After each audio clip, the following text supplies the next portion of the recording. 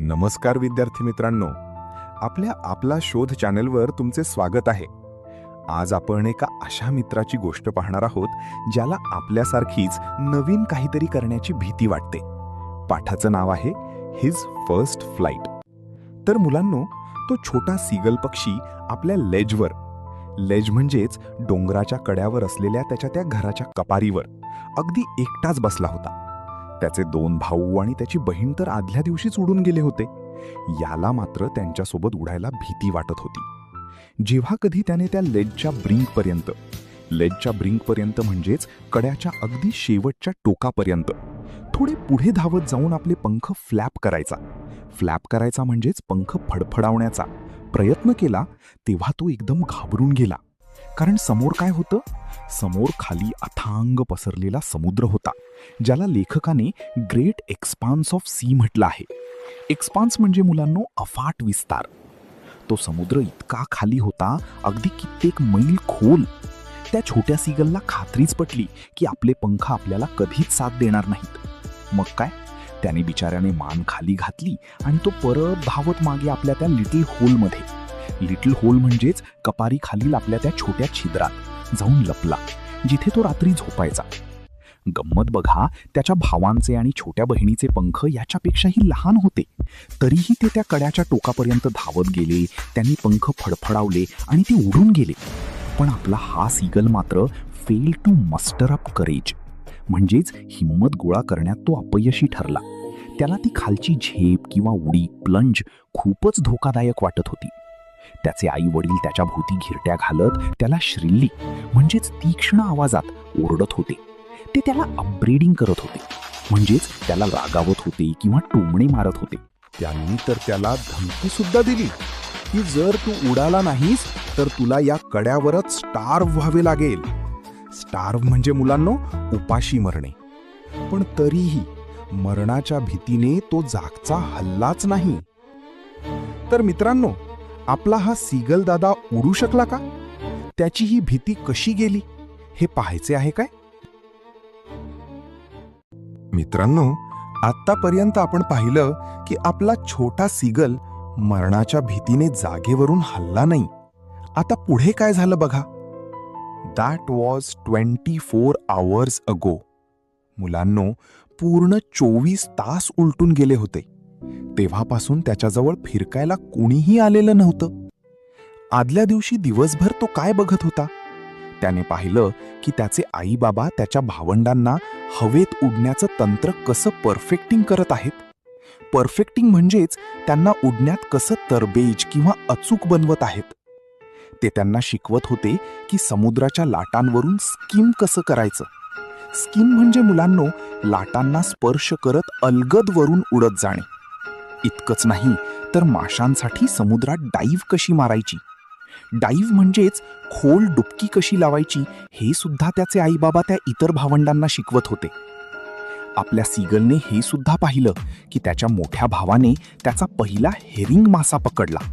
Herring हा एका विशिष्ट प्रकारचा मासा आहे आणि तो एका खडकावर उभा राहून तो मासा डिवाउअर करू लागला. डिवाउअर म्हणजे मुलांनो हावरेपणाने मटकावणे किंवा खाणे. हे पाहून त्याचे आईबाबा त्याच्या भोवती अभिमानाने प्राऊड कॅकल करत घिरट्या घालत होते. कॅकल म्हणजे पक्ष्यांचा विशिष्ट आवाजात कलकलाट करणे. आणि आज सकाळी काय झालं? त्याचं संपूर्ण कुटुंब समोरील कड्यावर असलेल्या एका मोठ्या प्लॅटो म्हणजे पठार किंवा सपाट उंच जागा फिरत होतं.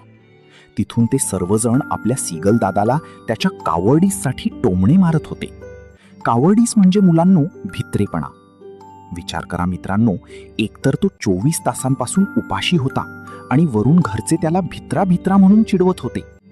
अशा परिस्थितीत आपला सीगल आता काय करणार हे जाणून घेण्यासाठी ऐकत रहा पुढचा भाग. तुम्हाला हा भाग कसा वाटत आहे? कठीण शब्दांचे अर्थ समजले का? कमेंट्समध्ये नक्की सांगा. पाहत रहा आपला शोध. मित्रांनो, 24 तास उलटून गेले आहेत. आता पुढे काय होतंय बघा. The sun was now ascending the sky. Ascending म्हणजे मुलांनो सूर्य आता आकाशात वर सरकत होता. ऊन वाढत होतं आणि ते सूर्यकिरण त्याच्या त्या लेजवर म्हणजेच त्या कपारीवर ब्लेझिंग करत होते.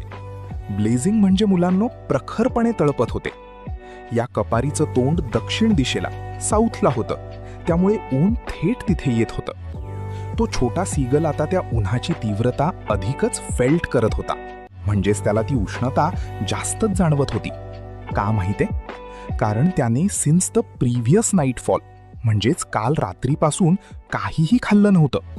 विचार करा मित्रांनो, एकतर कडक ऊन आणि त्यात रिकामं पोट. त्याची अवस्था आता कशी झाली असेल? भूक आणि तहान माणसाला काहीही करायला भाग पाडतात. आता हा छोटा सीगल या भुकेपोटी उडण्याचे धाडस करणार का? हे आपण पाहणार आहोत पुढच्या काही मिनिटात. पाहत रहा आपला शोध. मित्रांनो, आता आपला सीगल दादा घरच्यांचं लक्ष वेधण्यासाठी काय करतोय बघा. तो हळूहळू त्या लेजच्या ब्रिंकपर्यंत म्हणजेच कड्याच्या अगदी टोकापर्यंत चालत गेला. तिथे त्याने काय केलं? तो आपल्या एका पायावर उभा राहिला आणि दुसरा पाय पंखाखाली लपवून घेतला.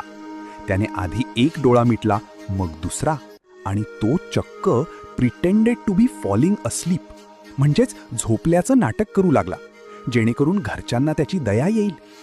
पण तरीही दे टूक नो नोटीस ऑफ हिम, म्हणजेच घरच्यांपैकी कुणीही त्याच्याकडे लक्ष दिलं नाही. त्याने पाहिलं की त्याचे दोन्ही भाऊ आणि बहीण त्या प्लॅटोवर म्हणजेच पठारावर मान खाली घालून डोजिंग करत आहेत, म्हणजेच डुलक्या घेत आहेत. त्याचे वडील आपल्या पांढऱ्या पाठीवरचे पंख प्रीनिंग करत होते. प्रीनिंग म्हणजे मुलांनो, पक्षी जेव्हा चोचीने आपले पंख नीट करतात त्याला प्रीनिंग म्हणतात. फक्त त्याची आई त्याच्याकडे बघत होती. ती त्या पठारावर एका छोट्या हाय हंपवर म्हणजेच उंचावलेल्या भागावर उभी होती. तिने आपला पांढरा शुभ्र छातीचा भाग पुढे काढला होता. ती काय करत होती? ती मधूनच तिच्या पायापाशी असलेला माशाचा तुकडा टेअर करायची म्हणजेच फाडायची आणि मग आपली चोच खडकावर दोन्ही बाजूंनी स्क्रॅप्ट करायची. स्क्रॅप्ट म्हणजे घासणी. तो अन्नाचा तुकडा पाहून आपला सीगल दादा पार मॅडंड झाला.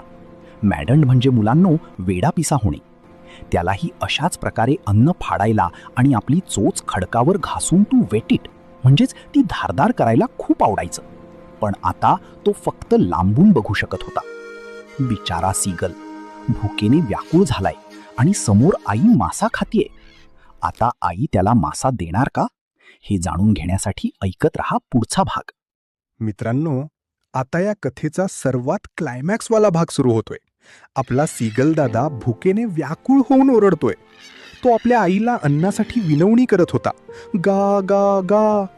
पण आई त्याला डिरायसिव्हली ओरडून उत्तर देत होती. डिरायसिव्हली म्हणजे मुलांनो उपहासाने किंवा तू किती भित्रा आहेस अशा अर्थाने चिडवत. पण तो आपला प्लेंटिव्हली ओरडतच राहिला. प्लेंटिव्हली म्हणजे अगदी केविलवाण्या स्वरात किंवा रडवेल्या आवाजात. आणि अचानक काय झालं? त्यांनी आनंदाने एक किंचाळी फोडली. त्याची आई चोचीत माशाचा तुकडा घेऊन त्याच्याकडे उडत येत होती. तो ईगरली म्हणजेच अतिशय आतुरतेने पुढे झुकला आणि खडकावर पाय आपटत आईच्या जवळ जाण्याचा प्रयत्न करू लागला. पण आईने गेम केला. जेव्हा ती अगदी त्याच्या समोर आली तेव्हा ती हॉल्टेड म्हणजे जागीच थांबली. तिचे पंख हालचाल करत नव्हते आणि तो माशाचा तुकडा त्याच्या चोचीच्या अगदी जवळ होता, पण तो त्याला पकडता येत नव्हता. तो क्षणभर आश्चर्याने तिथेच थांबला. त्याला कळेना की आई जवळ काय येत नाहीये. आणि शेवटी भुकेने वेडा होऊन म्हणजे मॅडेंड बाय हंगर त्याने त्या माशावर डाईव्ड म्हणजे झेप घेतली किंवा उडी मारली. आणि काय झालं? एका मोठ्या किंचाळीसह तो त्या कड्यावरून खाली कोसळला. एका मॉन्स्ट्रस टेररने त्याला घेरलं. मॉन्स्ट्रस टेरर म्हणजे मुलांनो एखादी अक्राळ विक्राळ भीती किंवा प्रचंड धडकी भरणे. त्याचं हृदय जणू थांबलं होतं. त्याला काहीच ऐकू येत नव्हतं. पण ही भीती फक्त 1 मिनिटच टिकली. पुढच्याच क्षणी त्याला त्याचे पंख बाहेरच्या बाजूला पसरलेले जाणवले. वारा त्याच्या छातीवरून आणि पंखांखालील भागातून वेगाने जाऊ लागला. आता तो हेडलॉंग पडत नव्हता. हेडलॉंग म्हणजे डोक्याच्या बाजूने खाली कोसळणे. तर तो आता हळूहळू सोरिंग करत होता. सोरिंग म्हणजे हवेत तरंगत किंवा झेपावत वर खाली जाणे. आता त्याची भीती पळून गेली होती. त्याला फक्त थोडं डिझी वाटत होतं. डिझी म्हणजे मुलांनो चक्कर आल्यासारखं वाटणे. त्याने एकदा पंख हलवले आणि तो वर झेपावला. त्याची आई स्वूप्ड पास्ट हिम म्हणजे झटकन त्याच्या जवळून उडून गेली. त्याचे वडील आणि भावंडे सुद्धा त्याच्या भोवती आनंदाने उडू लागली. कोणी करवेटिंग करत होतं म्हणजेच उड्या मारत होतं, कोणी बँकिंग करत होतं म्हणजेच एका बाजूला झुकून उडत होतं, तर कोणी डायव्हिंग करत होतं. तर मित्रांनो, आईच्या एका युक्तीमुळे आपल्या सीगल दादाची भीती कायमची पळून गेली आणि त्याने आपली पहिली भरारी घेतली. मित्रांनो, आता आपला सीगल दादा हवेत छान उडायला लागलाय. पुढची गंमत बघा. आता तो पूर्णपणे विसरून गेला की त्याला कधी काळी उडता येत नव्हतं. त्याने स्वतःलाच कमेंडेड केलं, म्हणजेच स्वतःचीच प्रशंसा केली किंवा स्वतःला दाद दिली आणि तो आनंदाने श्रीकिंग श्रिल्ली म्हणजेच तीक्ष्ण आवाजात ओरडत समुद्रात डाईव्ह मारू लागला, सोर करू लागला आणि कर्व घेऊ लागला. तो आता समुद्राच्या अगदी जवळ होता. त्याच्या खाली एक अथांग हिरवा समुद्र पसरलेला होता, वास्ट ग्रीन सी. त्यावर छोट्या लाटा किंवा रिजेस म्हणजेच लाटांच्या रांगा फिरत होत्या. हे सर्व पाहून त्याने आपली चोच बाजूला वळवली आणि तो अम्युजेडली ओरडला. अम्युजेडली म्हणजे मुलांनो आनंदाने किंवा गंमत वाटून. त्याचे आईबाबा आणि भावंडे त्याच्या पुढे एका हिरव्या फ्लोरिंगवर म्हणजेच समुद्राच्या पृष्ठभागावर उतरले होते. ते त्याला बेकनिंग करत होते. बेकनिंग म्हणजे मुलांनो हाताने किंवा खुणेने बोलावणे. ते त्याला ओरडून खुणावत होते. मग आपल्या सीगलने सुद्धा त्या हिरव्या समुद्रावर उभं राहण्यासाठी आपले पाय खाली सोडले. पण काय झालं? त्याचे पाय त्या पाण्यात बुडू लागले. Legs sank into it. तो भीतीने किंचाळला आणि पुन्हा उडण्यासाठी त्याने पंख फडफडावले. पण बिचारा 24 तासांपासून उपाशी होता, त्यामुळे तो खूप टायर्ड आणि वीक झाला होता. त्या स्ट्रेंज एक्सरसाइजमुळे म्हणजेच पहिल्यांदाच केलेल्या त्या उडण्याच्या व्यायामामुळे तो पूर्णपणे एक्झॉस्टेड झाला होता. एक्झॉस्टेड म्हणजे मुलांनो पूर्णपणे थकून जाणे. त्याचे पाय समुद्रात बुडाले. मग त्याच्या पोटाला पाण्याचा स्पर्श झाला आणि चमत्कार झाला. तो आता अधिक खाली बुडत नव्हता, तर तो पाण्यावर फ्लोटिंग करत होता. फ्लोटिंग म्हणजे तरंगणे. त्याच्या भोवती त्याचं पूर्ण कुटुंब आनंदाने ओरडत होतं, त्याचं कौतुक करत होतं आणि आपल्या चोचीतून त्याला डॉगफिशचे तुकडे खाऊ घालत होतं. अशा प्रकारे आपल्या छोट्या सीगलने आपली पहिली भरारी फर्स्ट फ्लाईट यशस्वीपणे पूर्ण केली. मुलांनो, भीती फक्त आपण पाऊल उचलण्यापूर्वी असते. एकदा प्रयत्न सुरू केला की यश तुमचंच असतं. पाहत रहा आपला शोध. धन्यवाद.